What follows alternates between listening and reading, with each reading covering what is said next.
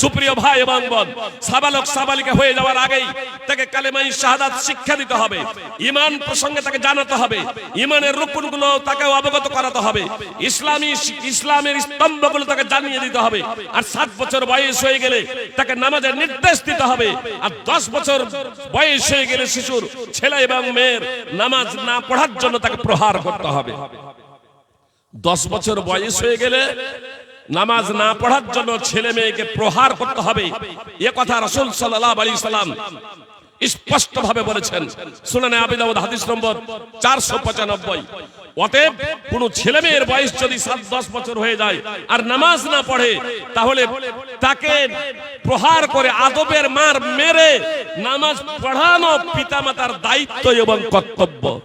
দুঃখজনক হলেও চরম সত্য, আমরা মুসলমানি আমাদের দেওয়া আছে, গরুর মাংস খাই, এজন্য আমরা মুসলমান। কিন্তু মুসলমান হওয়ার জন্য বা মুসলমান থাকার জন্য গরুর মাংস খাওয়া বা খাতনা করা মুসলমানি দেওয়া, এ দুটো শর্ত না। কথা মনোযোগ দিয়ে শুনবেন, এটা শর্ত না। অনেক ভাই মনে মনে ভাবেন যে মনে হয় খাতনা করা বা মুসলমানি দেওয়া বা গরুর মাংস খাওয়া এটাই হচ্ছে মুসলমান হওয়ার জন্য শর্ত। যখন কাউকে বলি যে ভাই আপনি কি মুসলমান, বলছে দিব্যি গরুর মাংস খাই, খাতনা করা আছে, মুসলমানি দেওয়া আছে, যদি দেখানোর হতো তাহলে কাপড় খুলে দেখিয়ে দিতাম। বেয়াদব কোথাকার, মুসলমান হওয়ার জন্য যে এটা শর্তই নাই ও জানে না। ও দিব্যি আপনার নেশাজাত দ্রব্য সেবন করে, মাদকতা সেবন করে, আপনার নামাজ পড়ে না, মাজারে যায়, যে গায়রুল্লাহর কাছে প্রার্থনা করে, গায়রুল্লাহ আল্লাহ ছাড়া অন্যের কাছে প্রার্থনা করে, আল্লাহ ছাড়া অন্যকে সাজদা করে, এটা তার অজ্ঞতার কারণে এসে মনে মনে ভাবে নামটা আমার মুসলমান, আমি মুসলমান। আর অমুসলমানরাও ভাবে যে এ মুসলমান। আপনার দীনকৃষ্ণ ঠাকুর তিনি তার এক বক্তব্যে বলছিলেন যে আমি যদি মুসলমান হতাম তাহলে নিজেকে ধন্য মনে করতাম, আমি যদি মুসলিম হতাম নিজেকে সৌভাগ্যবান মনে করতাম। তারও ধারণা যে মুসলমান ঘরে জন্ম হলে মুসলমান হয়, এজন্য তিনি বলছেন যে আমি যদি মুসলমান হতাম তাহলে নিজেকে ধন্য মনে করতাম, আমি যদি মুসলিম হতাম তাহলে সৌভাগ্যবান মনে করতাম। তিনি কেন এটা মনে করলেন? তিনি কেন এটা মনে করলেন যে আমি মুসলমান হতে পারলাম না? কেন এটা মনে করলেন যে আমি যদি মুসলমান হতে পারতাম? তিনি দেখেছেন ইসলামের বাস্তবতা, তিনি দেখেছেন ইসলামের সত্যতা, তিনি দেখেছেন ইসলামের মাধুর্যতা, তিনি দেখেছেন ইসলামের মিষ্টতা, চরম সত্যতা, যে ইসলাম বাস্তব ধর্ম, চূড়ান্ত সত্য ধর্ম। এজন্যই তিনি বলছেন আমি যদি মুসলমান হতাম নিজেকে সৌভাগ্যবান মনে করতাম। আর মুসলমানরা আজকে আমরা ইসলাম সম্পর্কে অনভিজ্ঞতার কারণে, ইসলাম সম্পর্কে জ্ঞান না থাকার কারণে আমরা মুসলমান পরিচয় দিতে লজ্জা বোধ করি। সুপ্রিয় ভাতৃবৃন্দ, ভগ্নীগণ, কথা বোঝার প্রচেষ্টা করুন। জাপানের বিজ্ঞানী আতোশি কামালা আকুদা তিনি ম্যাগাজিনে পড়লেন, ওয়ালাকাদ খলাকনাল ইনসানা মিন সালসালিম মিন হামাইম মাসনুন। এই আয়াতের বঙ্গানুবাদ পড়েছিলেন ম্যাগাজিনে, ওয়ালাকাদ খলাকনাল ইনসানা মিন সালসালিম মিন হামাইম মাসনুন। সূরা হিজরের 26 নম্বর আয়াতের বঙ্গানুবাদ পড়েছিলেন। আল্লাহ বলছেন অবশ্যই আমি মানুষকে শুকনো ঠনঠনে কালচে কাদামাটি থেকে সৃষ্টি করেছি। এটা তিনি একটি ম্যাগাজিনে পড়েছিলেন। জাপানের আতোশি কামাল বিজ্ঞানী, এই বিজ্ঞানী যখন পড়লেন মানুষ সৃষ্টির রহস্য প্রসঙ্গে, তখন তিনি অবাক হয়ে গিয়েছিলেন। সত্যি এ কথা পবিত্র কোরআনে লেখা আছে নাকি মুসলমানরা ওই কোরআনকে বিজ্ঞানের সাথে সামঞ্জস্য দিতে এসেছে? বিজ্ঞানময় কথা তুলে তারা ধরছে। বিজ্ঞানী আতোশি কামাল আকুদা অন্যান্য ধর্মাবলম্বীরা যেমন নিজেদের ধর্মকে বিজ্ঞানের সাথে সামঞ্জস্য দিতে চায়, মৌলবি মৌলানা এরাও তো এই কাজটাই করে নাই। মৌলবি মৌলানার অনুবাদ বঙ্গানুবাদে বিশ্বাস না করে জাপানের বিজ্ঞানী আতোশি কামাল তিনি নিজে সিদ্ধান্ত নিলেন আমি আরবি ভাষা শিখব, আমি জানবো কোরআন। সত্যি কি এ কথা কোরআনে লেখা আছে? তিনি সিরিয়া গেলেন, আরবি ভাষা শিখলেন। সুপ্রিয় ভাতৃবৃন্দ, ভগ্নীগণ, কথা খুব মনোযোগ দিয়ে শুনুন। আমাদের কাছে যে ধর্মটা আছে চূড়ান্ত বাস্তব। দুনিয়াতে যা কিছু আছে সম্পদ, এ সম্পদ থেকেও অতি মূল্যবান একজন ইমানদার ব্যক্তির কাছে আমরা যদি বাস্তবে এই ওহীকে বুঝি, কোরআন এবং সুন্নাহ সম্পর্কে যদি অবগত হই। সুতরাং জাপানের বিজ্ঞানী আতোশি কামাল তিনি সিরিয়া গেলেন আরবি ভাষা শিখতে। কোরআন কি এটা আমি জানতে চাই, কোরআন বুঝতে চাই। আরবি ভাষা শিখার পরে মৌলভী মাওলানা আলেম ওলামাদের অনুবাদের উপর নির্ভর করলেন না, তিনি ডাইরেক্ট কোরআন পড়লেন। কোরআন আরবি ভাষায় অবতীর্ণ হয়েছে, আরবি ভাষা শিখে কোরআনকে আরবি ভাষায় অধ্যয়ন করলেন। আর সূরা হিজরের এই 26 নম্বর আয়াতে গিয়ে তিনি ম্যাগাজিনে পত্রিকায় যা পড়েছিলেন তাই যখন আরবিতে পড়ে নিলেন, ওয়ালাকাদ খলাকনাল ইনসানা মিন সালসালিম মিন হামাইম মাসনুদ, তিনি কালেমা শাহাদাত পাঠ করে মুসলমান হয়ে গেলেন। তিনি কালেমা শাহাদাত পাঠ করে মুসলমান হয়ে গেলেন। বোম্বাইয়ে প্রোগ্রামে যাচ্ছিলাম গত ফেব্রুয়ারির আগে, ফেব্রুয়ারিতে বোম্বাইয়ে প্রোগ্রামে যাচ্ছি। দমদম কলকাতা বিমানবন্দরে বসে আছি, ফেসবুক খুলতেই ফেসবুকে একটা পোস্ট ভেসে এলো আতোশি কামাল আকুদা প্রসঙ্গে। একজন লিখেছে যে জাপানের বিজ্ঞানী আতোশি কামাল আকুদা গীতার একটা শ্লোক পড়ে মুগ্ধ হয়ে তিনি হিন্দু ধর্ম গ্রহণ করেছেন। আগে বেড়ে গেলাম, আগে বেড়ে যাওয়ার পরে আবার আমার মনটা স্থির হলো না যে আতোশি কামাল তার সম্পর্কে যেহেতু আমি আগেই অবগত ছিলাম যে তিনি ইসলাম ধর্ম গ্রহণ করেছেন, আবার তিনি ওখানে লিখছেন যে হিন্দু ধর্ম গ্রহণ করেছেন। আবার পিছনে ব্যাক এলাম ফেসবুক, তারপরে যখন একটু বিশেষভাবে নজর দিচ্ছি তো দেখছি যে তিনি এডিটিং করেছেন, যেখানে বোঝা যাচ্ছে পুরোপুরি মিটাতেও পারেননি। গীতার নিচে দেখছি যে আবছা ভাবে দেখা যাচ্ছে কোরআন, আর শ্লোকের নিচে লেখা আছে আয়াত, আর শেষে গিয়ে একটা জায়গাতে আয়াতটাকে আর মিটাতে ভুলে গেছে, এডিটিং করতে ভুলে গেছে, গীতার আয়াত লিখে বসে আছে। বুঝতে পেরেছেন? গীতার তো আয়াত না, কোরআনের আয়াত, কোরআনের আয়াত। দেখলাম যে এ জালিয়াতি এবং কারচুপি করেছে। সুপ্রিয় ভাতৃবৃন্দ, ভগ্নীগণ, আলহামদুলিল্লাহ, আপনাকে আপনার ধর্ম যে চূড়ান্ত বাস্তব সত্য, এর জন্য আপনার জালিয়াতির প্রয়োজন হয় না, এর জন্য আপনার প্রতারণার প্রয়োজন হয় না, এর জন্য মিথ্যা বলার প্রয়োজন নেই। একবিংশ শতাব্দীতে যেখানে মুসলিমদের উপরে জুলম নির্যাতন চলছে, তারপরেও অমুসলিম সায়েন্সদান থেকে নিয়ে বৈজ্ঞানিক, দার্শনিক, ঐতিহাসিক আপনার কোটিপতি সম্পদশালী ব্যক্তিরা কালিমা শাহাদাত পাঠ করে মুসলমান হয়ে যাচ্ছেন। আর মুসলমান আজকে তুমি সময় নষ্ট করছো অবহেলা করে তুমি সময়টাকে শেষ করে দিচ্ছ। ইসলামকে বুঝার প্রচেষ্টা করো। আতোশি কামাল আকুদা, আমি আপনাদের এই কথাটা বললাম, কারো যদি সন্দেহ হয় গুগলে সার্চ করেন, লিখবেন আতোশি কামাল আকুদা কে, তার পরিচয় কি, আপনাকে গুগল আপনাকে বলে দেবে যে সেই আতোশি কামাল আকুদা তিনি কিভাবে ইসলাম কবুল করলেন। আপনাকে গুগল আপনাকে বলে দিবে। সুপ্রিয় ভাতৃবৃন্দ, ভগ্নীগণ, আপনি গুগলে সার্চ করবেন, এখনই প্রয়োজন নাই, বক্তব্য শোনা আপনার হয়ে যাবে। বক্তব্য শোনার পরে আপনারা গুগলে সার্চ দেবেন। যদি আপনারা যদি না পান, যে কথা বললাম বলবেন, ফাইজি সাহেব আপনি যে কথা বলছিলেন কি ব্যাপার, অবশ্যই 100% আমি নিশ্চিত গুগল আপনাকে বলে দেবে, ইন্টারনেট আপনাকে বলে দেবে ফাইজি সাহেব যে কথাটি বলে গিয়েছে এটাই চূড়ান্ত বাস্তব। বিলিয়ে দেখবেন আপনারা। সুপ্রিয় ভাতৃবৃন্দ, ভগ্নীগণ, আমি আপনাদের যে বিষয়টা বলছিলাম, শুধু আতোশি কামাল আকুদা বলে নয়, মার্কিন বিজ্ঞানী আজকে পশ্চিমাদের দিকে তাকায়, পশ্চিমাদের অনেক আদর্শ আমরা গ্রহণ করি, আমাদের অজ্ঞতার কারণে আপনার কাছে যে আদর্শ আছে সেই আদর্শ আপনি ভুলে গিয়েছেন। সুপ্রিয় ভাতৃবৃন্দ, ভগ্নীগণ, আপনার মার্কিন বিজ্ঞানী, হার্ভার্ড বিশ্ববিদ্যালয়ের বিজ্ঞানী অধ্যাপক হেনরি ক্লাসেন, আপনার গত রমজানের আগে তিনি কালিমা শাহাদাত পাঠ করে মুসলমান হয়ে গিয়েছেন। স্টেম সেল ওষুধের উদ্ভাবক মার্কিন বিজ্ঞানী স্টিম সেল ওষুধের উদ্ভাবক হেনরি ক্লাসেন, গুগলে সার্চ দিবেন হেনরি ক্লাসেন কে।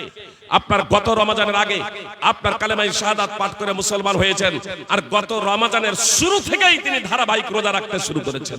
আপনার 1 মাস ধারাবাহিক রোজা রেখেছেন। আজকে অনেক মুসলমান ঘরে জন্মগ্রহণ করার পরে তারা আপনার প্রকাশ্য দিবালোকে বিড়ি সিগারেট চা খেতে তারা দ্বিধাবোধ করে না। এটা জাতির জন্য কলঙ্ক। সুপ্রিয় ভাতৃবৃন্দ, ভগবান, আজকে মুসলিমদের উপরে যে জুলম নির্যাতন চলছে এর অন্যতম কারণ হলো এই সব মানুষগুলো। আল্লাহ আমাদের হেদায়েত দান করুক। জাপানের শীর্ষস্থানীয় বিজ্ঞানী জাপানের শীর্ষস্থানীয় ধর্মযাজক হিলারিয়ান হেগি, তিনিও কালেমায়ে শাহাদাত পাঠ করে কয়েক বছর হলো মুসলমান হয়ে গিয়েছে। আপনার ইংল্যান্ডের অন্যতম ধনী ব্যক্তি, বিশ্বের একজন অন্যতম ধনী ব্যক্তি আলফি বেস্ট। এই আলফি বেস্ট সম্পদের অভাব ছিল না তার কাছে, সম্পদের অভাব নেই, কিন্তু তিনিও কালেমায়ে শাহাদাত পাঠ করে মুসলমান হয়ে গিয়েছেন। 1400 বছর আগে মুহাম্মদ সাল্লাল্লাহু আলাইহি সাল্লাম এই পৃথিবী ছেড়ে চলে গিয়েছেন। আর সবথেকে বর্ধনশীল ধর্ম এই ইসলাম। কতটা বর্ধনশীল ধর্ম যে সারা পৃথিবীতে 4 ভাগের 1 ভাগের থেকেও মুসলমানের সংখ্যা বেশি। 25.9% মুসলমান সারা পৃথিবীতে। 800 কোটির বেশি মুসলমান আছে সারা পৃথিবীতে, সেখানে 200 কোটিরও বেশি হচ্ছে মুসলমান। এত বর্ধনশীল ধর্ম ইসলাম ধর্ম। এই ইসলাম ধর্ম আছে হে মুসলিম জাতি আপনার কাছে, আমাদের কাছে। আর অমুসলিম ভাইদেরও আমি এ বার্তা দিতে চাই। আপনার পণ্ডিত দীনকৃষ্ণ ঠাকুরকেও বলতে চাই, আফসোস করার কোনো কিছু নাই। আপনি বলেছেন যদি মুসলিম হতে পারতাম তাহলে নিজেকে ধন্য মনে করতাম। আমি যদি মুসলিম হতাম নিজেকে সৌভাগ্যবান মনে করতাম। আমি আপনাকে বলি, ওহীর ভিত্তিতে আপনাকে বলছি, মুহাম্মদ সাল্লাল্লাহু আলাইহি সাল্লাম ছিলেন নিরক্ষর। কত বড় নিরক্ষর ছিলেন জানেন? নবী হওয়াকে হয়ে গিয়েছে মক্কাতে 13 বছর, আর হুদাইবিয়ার সন্ধির আগে, হুদাইবিয়া 6ষ্ঠ হিজরিতে 5 বছরই ধরেন, তাহলে 13 5 18 বছর, 19 বছরে চলছে। 23 বছর নবুয়তি জীবনের মধ্যে 19 বছর অতিক্রান্ত হয়ে গিয়েছে। সুপ্রিয় ভাই, 19 বছর চলছে, 18 বছর অতিক্রান্ত হয়ে গেছে। প্রায় 23 বছর নবুয়তি জীবন, রিসালাতি জীবন, নবী এবং রাসূল হয়ে রাসূল সাল্লাল্লাহু আলাইহি সাল্লাম প্রায় 23 বছর ছিলেন। 18 বছর অতিক্রান্ত হয়ে গেছে, তখন তার বর্ণ জ্ঞান নেই। তিনি যে ছিলেন নিরক্ষর, মুহাম্মদ সাল্লাল্লাহু আলাইহি সাল্লাম ছিলেন নিরক্ষর, তার অক্ষর জ্ঞান ছিল না। কোনটা আলিফ আর কোনটা বা তা সা, এ তার অক্ষর জ্ঞান ছিল না। হুদাইবিয়ার সন্ধির সময় মুশরিকদের সাথে সন্ধি হচ্ছে, মুহাম্মদ সাল্লাল্লাহু আলাইহি সাল্লাম ওই সন্ধি পত্রে লিখতে বললেন, বিসমিল্লাহির রহমানির রহিম লেখো। তখন সুহাইল বিন আমর মুশরিকদের পক্ষ থেকে প্রতিবাদ করলো যে না, রহমানকে আমরা চিনি না, রহমানকে জানি না, আল্লাহর পাশে রহমান বসানো যাবে না। আগে যা বলা হতো তাই লেখা হোক, বিসমিকা আল্লাহুম্মা, হে আল্লাহ তোমার নামে লিখিতেছি, তোমার নামে আরম্ভ করিতেছি, বিসমিকা আল্লাহুম্মা। যেহেতু শিরকের গন্ধ ছিল না, বিদআতের ছোঁয়া ছিল না, অপসংস্কৃতির ছোঁয়া ছিল না, যদিও মুসলমানরা এই দাবি করেছিল যে না, বিসমিল্লাহির রহমানির রহিম লিখবো। মুহাম্মদ সাল্লাল্লাহু আলাইহি সাল্লাম শান্তি শৃঙ্খলা বজায় রাখার লক্ষ্য এবং উদ্দেশ্যে, শান্তি শৃঙ্খলা প্রতিষ্ঠিতের উদ্দেশ্যে মুহাম্মদ সাল্লাল্লাহু আলাইহি সাল্লাম সুহাইল বিন আমর তথা মুশরিকদের এই কথা মেনে নিলেন, বিসমিকা আল্লাহুম্মা। যে সন্ধিপত্রে লেখা হলো বিসমিকা আল্লাহুম্মা, বিসমিল্লাহির রহমানির রহিম নাই। যদিও কোরআনে বিসমিল্লাহির রহমানির রহিম আছে। যে বিসমিল্লাহির রহমানির রহিম মুহাম্মদ সাল্লাল্লাহু আলাইহি সাল্লাম পত্র লিখতেন, তখন লিখতেন বিসমিল্লাহির রহমানির রহিম। এখানে একটা বিষয় জেনে রাখুন যে আপনার পত্র যদি লেখেন বিসমিল্লাহির রহমানির রহিম, কোরআন পড়বেন তখন বিসমিল্লাহির রহমানির রহিম। যখন শুরু থেকে পড়বেন আউযু বিল্লাহি মিনাশ শাইতানির রাজিম দিয়ে বিসমিল্লাহির রহমানির রহিম পড়বেন, সূরা তাওবা ছাড়া। সুপ্রিয় ভাতৃবৃন্দ ও ভগ্নীগণ, কিন্তু যখন কোন দোয়া করবেন, আর দোয়ার শুরুতে যদি করবেন নির্ধারিত দোয়া, মাসনুন দোয়া, তার শুরুতে যদি বিসমিল্লাহ না থাকে বিসমিল্লাহ বলবেন না, যদি বিসমিল্লাহ থাকে বিসমিল্লাহ বলবেন। যেখানে কোনো দোয়াই নাই, কোনো কাজ স্টার্ট করছেন তখন বিসমিল্লাহির রহমানির রহিম নাই, শুধু বিসমিল্লাহ বিসমিল্লাহ, ওযু করবেন শুধু বিসমিল্লাহ, খাবেন শুধু বিসমিল্লাহ, পুরো বিসমিল্লাহির রহমানির রহিম নাই। তো বলা বাহুল্য মুহাম্মদ সাল্লাল্লাহু আলাইহি সাল্লাম বললেন লেখো বিসমিল্লাহির রহমানির রহিম। সোহেল বিন আমর বললেন দিলা বিসমিল্লাহির রহমানির রহিম এটা লেখা যাবে না, রহমানকে আমরা চিনি না, রহমানকে বুঝি না, বিসমিকা আল্লাহুম্মা লিখতে হবে। মুহাম্মদ সাল্লাল্লাহু আলাইহি সাল্লাম তাই লিখলেন। এবার মুহাম্মদ সাল্লাল্লাহু আলাইহি সাল্লাম লিখতে বললেন, মুহাম্মদ সাল্লাল্লাহু আলাইহি সাল্লাম লিখলেন এমনটা মুহাম্মদ সাল্লাল্লাহু আলাইহি সাল্লাম লিখতে বললেন। সহিহ বুখারীর হাদিস মুহাম্মদ সাল্লাল্লাহু আলাইহি সাল্লাম লিখতে বললেন। মুসনাদ আহমদ আছে আলী রাদিয়াল্লাহু তাআলা আনহুকে লিখতে বললেন। জি, আলী রাদিয়াল্লাহু তাআলা আনহুকে লিখতে বললেন রাসূল সাল্লাল্লাহু আলাইহি সাল্লাম। এবার লিখতে বললেন লেখো মুহাম্মাদুর রাসূলুল্লাহ, লেখো মুহাম্মাদুর রাসূলুল্লাহ। আবার সোহেল বিন আমর বেঁকে বসলো, মুশরিকরা বেঁকে বসলো যে না মুহাম্মাদুর রাসূলুল্লাহ এটা লেখা যাবে না, মুহাম্মাদের পাশে রাসূলুল্লাহ এটা লেখা যাবে না। আপনাকে যদি আমরা রাসূলুল্লাহ মেনে নেব, রাসূলুল্লাহ যদি স্বীকার করব, তাহলে ঝগড়া করব কেন, প্রতিবাদ করব কেন, বিরুদ্ধাচরণ করব কেন? আপনার নামের পাশে রাসূলুল্লাহ এটা লেখা যাবে না। মুহাম্মদ সাল্লাল্লাহু আলাইহি সাল্লাম আলী রাদিয়াল্লাহু তাআলা আনহুকে বলছেন, বুখারী মুসনাদ আহমদের হাদিস, যে আলী তুমি এই রাসূলুল্লাহ বাক্যটাকে মিটিয়ে দাও, তুমি এটা মিটিয়ে দাও। আলী রাদিয়াল্লাহু তাআলা আনহু বলছেন, আল্লাহর কসম করে বলছি আল্লাহ রাসূল, আমি এই রাসূলুল্লাহটা আমার হাত দিয়ে আমি মিটাতে পারবো না, আমার হাত দিয়ে এই রাসূলুল্লাহ বাক্যটা আমি মিটাতে পারবো না। তো মুহাম্মদ সাল্লাল্লাহু আলাইহি সাল্লাম বলছেন, কোন জায়গাতে রাসূলুল্লাহ বাক্যটা আছে একটু আমাকে দেখিয়ে দাও না। পারিনি, তুমি আমাকে দেখিয়ে দাও রাসূলুল্লাহ বাক্যটা কোথায় আছে, দেখিয়ে দাও। দেখুন মুহাম্মদ সাল্লাল্লাহু আলাইহি সাল্লাম নিরক্ষর, নবী হওয়াকে হয়ে গিয়েছে 18 বছর, জানেন না লিখতে, জানেন না পড়তে, জানেন না সাধারণ ভাবে লেখা পড়তে। সুপ্রিয় ভাতৃবৃন্দ, জিবরিল পড়াতেন, আল্লাহ তাআলার পক্ষ থেকে যে ফেরেশতা মালাক আসতেন আর তিনি পড়াতেন, না দেখে মুখস্থ করতেন। সুপ্রিয় ভাতৃবৃন্দ, আল্লাহ তাআলা তার কথা অন্তরে গেঁথে দিতেন। মুহাম্মদ সাল্লাল্লাহু আলাইহি সাল্লামের ব্যাখ্যা বিশ্লেষণের দায়িত্ব স্বয়ং আল্লাহ তাআলা নিয়েছেন, কিন্তু মুহাম্মদ সাল্লাল্লাহু আলাইহি সাল্লাম চোখ থাকতেও যেন বন্ধ। আপনারা লেখা আছে রাসূলুল্লাহ বাক্যটা। মুহাম্মদ সাল্লাল্লাহু আলাইহি সাল্লাম আলী রাদিয়াল্লাহু তাআলা আনহুকে বলছেন যে আলী আমাকে দেখিয়ে দাও না কোন জায়গাতে রাসূলুল্লাহ বাক্যটা লেখা আছে। মুহাম্মদ সাল্লাল্লাহু আলাইহি সাল্লামকে দেখানো হলো, আর মুহাম্মদ সাল্লাল্লাহু আলাইহি সাল্লাম মিটিয়ে দিলেন। মুহাম্মদ সাল্লাল্লাহু আলাইহি সাল্লাম মিটিয়ে দিলেন।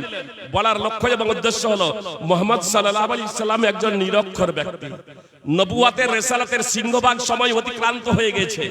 তিনি লেখাপড়া জানতেন না, তিনি কোনো পাঠশালা বিদ্যালয়ে পড়াশোনা করেননি, তারপরেও তার কথাগুলো বিজ্ঞানময়। মানুষের যে বিশেষ জ্ঞান, গবেষণালব্ধ বিজ্ঞান, এ বিজ্ঞানে পরিবর্তন আছে, এ বিজ্ঞানে ভুল আছে। আজকে কোন বিষয় বিজ্ঞান বলে স্বীকৃতি পাচ্ছে, আগামী দিনে সেটাই ভুল বলে প্রমাণিত হচ্ছে। কিন্তু 1400 বছর আগে পবিত্র কোরআন এবং সুন্নাহয় যা কিছু প্রমাণিত হয়েছে, আজ পর্যন্ত তা ভুল প্রমাণ করতে কেউ পারে নাই।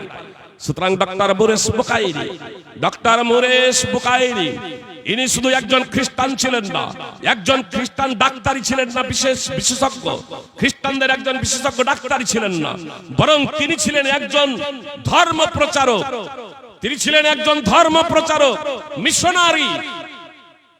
যখন কেউ চিকিৎসার জন্য তার কাছে যেত, তাকে তার চিকিৎসা করে, বিশেষ করে বিভিন্ন নেতা মন্ত্রী এবং বড় বড় সম্পদশালী ব্যক্তিদের চিকিৎসার দায়িত্ব তার উপরে পড়ত। একদা সৌদির বাদশা চিকিৎসার জন্য ফ্রান্সে যখন যান, তার চিকিৎসা করতে শুরু করেন এই খ্রিস্টান মিশনারি ডক্টর মোরেশ বুকাইরি। আর তিনি মুহাম্মদ সাল্লাল্লাহু আলাইহি সাল্লাম সম্পর্কে, কোরআন সম্পর্কে আজগুবি কথা, অবান্তর কথা, অবাস্তব কথা বলতে শুরু করেন।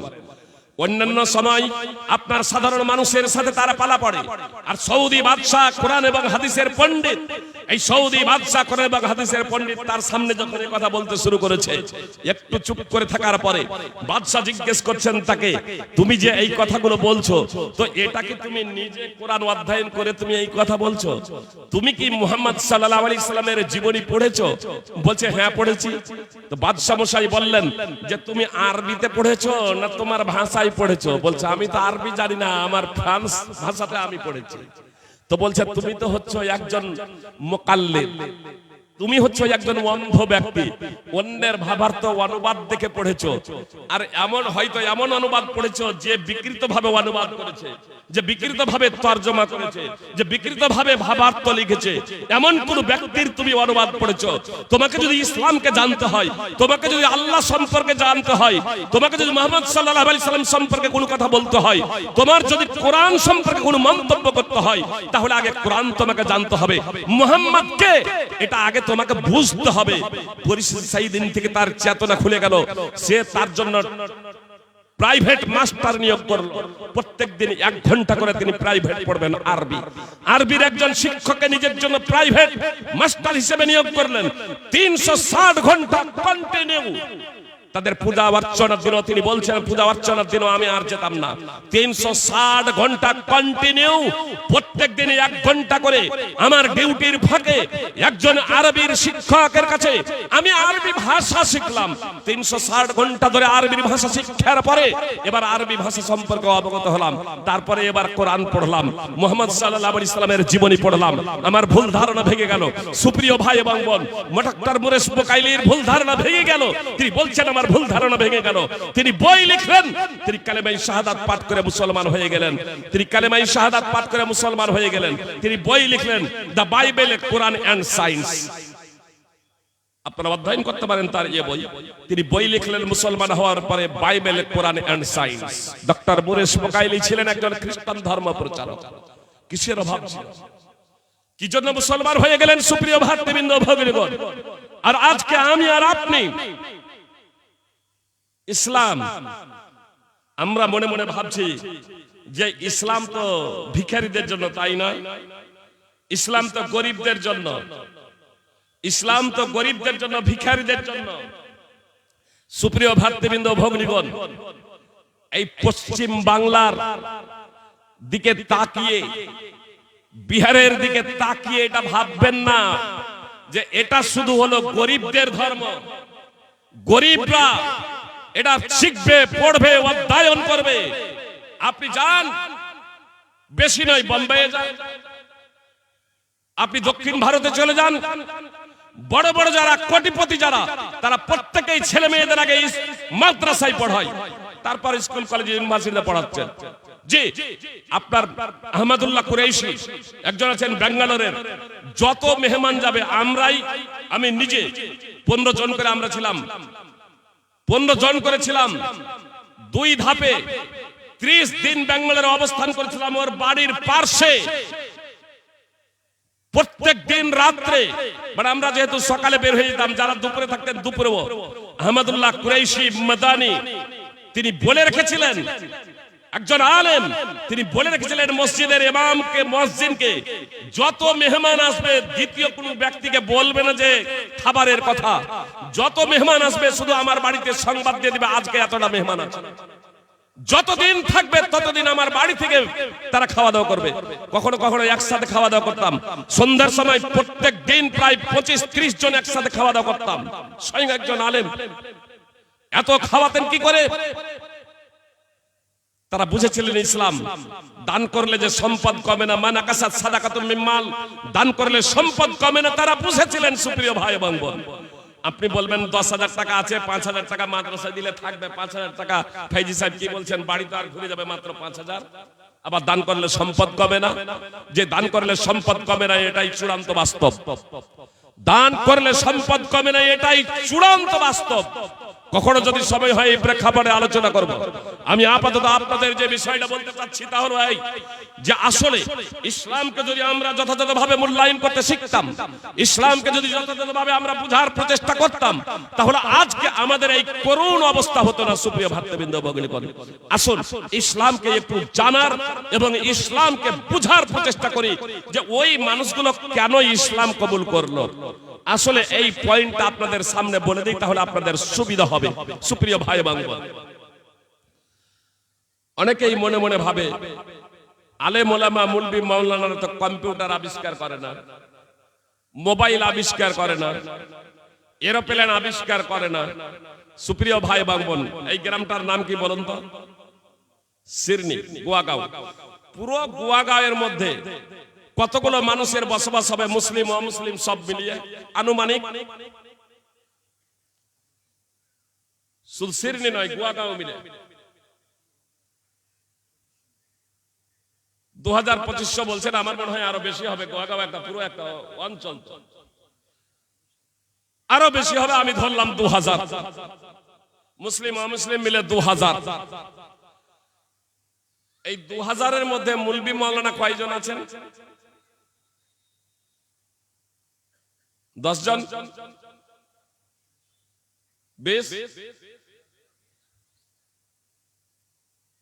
আরো বেশি ধরলাম 40। তো 2000-এর মধ্যে 40 জন হলেন মুলবি মাওলানা, মানে 1960 জন হলেন জেনারেল, তাই তো? তার মধ্যে মহিলা ছেড়ে দিন 1000, তাহলে 40 জন হলেন মুলবি মাওলানা, আর 1000 হলেন জেনারেল ওয়া মুসলমান। মুলবি মাওলানা কিছু করেনি। এই 1000 জন মুসলমান এবং অমুসলমান তারা মাইক্রোফোন আবিষ্কার করেছেন তো, যে কম্পিউটার, এরা কেউ করেনি। একটা সূচ আবিষ্কার করেননি, কম্পিউটার আবিষ্কার করেননি, মোবাইল আবিষ্কার করেননি।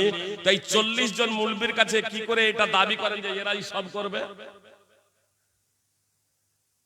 কি করে এটা দাবি করেন? তাহলে বলবেন যে ফৈজি সাহেব আপনি কি বলতে চাচ্ছেন মৌলবি মাওলানা করবে না?